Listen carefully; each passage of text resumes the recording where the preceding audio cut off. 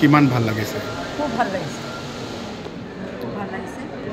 আমাক উৎসাহ দিয়ে, আমাক মানে এনকাৰেজমেণ্ট দিয়ে আৰু ভালকৈ কাম কৰিবলৈ মানে মনৰ পৰা কৰিবলৈ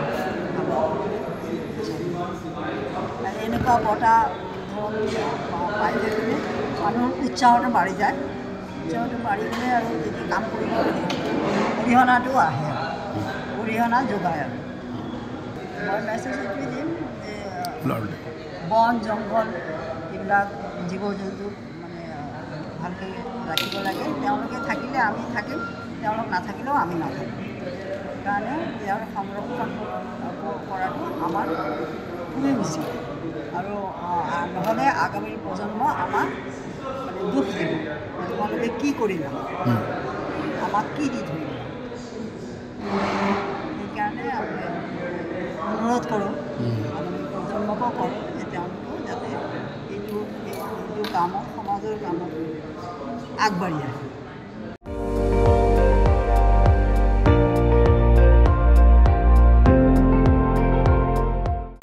আপুনি চাই আছে ND24, সৰ্বশ্ৰেষ্ঠ নহয় সৰ্বোত্তমৰ দৌৰ।